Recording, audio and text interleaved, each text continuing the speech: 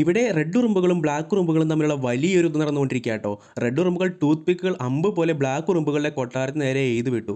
മറുപടി എന്നോണം ബ്ലാക്ക് ഉറുമ്പുകളാവട്ടെ താഴെ ഇവരുടെ കോട്ട വളഞ്ഞ റെഡ് ഉറുമ്പുകളുടെ മേത്തേക്ക് ബഡ്സുകളും വലിയ ഗുളികകളും തള്ളിയിട്ട് ആക്രമിച്ചു. അടുത്തതാവട്ടെ വലിയ ഉരുളം കല്ലുകൾ തെറ്റാലി വെച്ച് കൊടുത്തുവിട്ട് റെഡ് ഉറുമ്പുകൾ ബ്ലാക്ക് ഉറുമ്പുകളുടെ കോട്ട തകർക്കാൻ തുടങ്ങി കേട്ടോ. പാഞ്ഞു വന്ന കല്ലുകൾ ഇവരുടെ കോട്ടയിൽ വലിയ വിള്ളലുകൾ ഉണ്ടാക്കി. കാര്യങ്ങൾ കൈവിട്ട് പോകുന്നു എന്ന് കണ്ടപ്പോൾ ബ്ലാക്ക് ഉറുമ്പുകൾ ഇവരുടെ കോട്ടയ്ക്ക് മുകളിൽ താഴെ റെഡ് ഉറുമ്പുകൾക്ക് നേരെ ലക്ഷ്യം വെച്ച് കുറേ റോക്കറ്റുകൾ നിർത്തി. എന്നാൽ ഇവരുടെ കയ്യിലാവട്ടെ ഒരു തീപ്പെട്ടിക്കൊള്ളി മാത്രമായിട്ട് ഉണ്ടായിരുന്നത്. ബ്ലാക്ക് ഉറുമ്പുകളെ തലവൻ കൊള്ളി കത്തിച്ച് ഒരു റോക്കറ്റിന് തിരി കൊടുക്കുന്നു. അത് മുകളിലേക്ക് പൊങ്ങിയ ശേഷം താഴെ റെഡ് ഉറുമ്പുകളുടെ ഇടയിലേക്ക് വീണ് പൊട്ടിത്തെറിക്കും കേട്ടോ.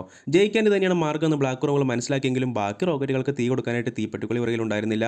ഇവരുടെ കൂട്ടുകാരനായ ഒരു ചെറിയ വണ്ട് അവിടെ ഉണ്ടായിരുന്നു. വണ്ടിന് ഇവൻ പണ്ട് വേറൊരു സ്ഥലത്ത് കണ്ട തീപ്പെട്ടി ഓർമ്മ വരികയാണ്.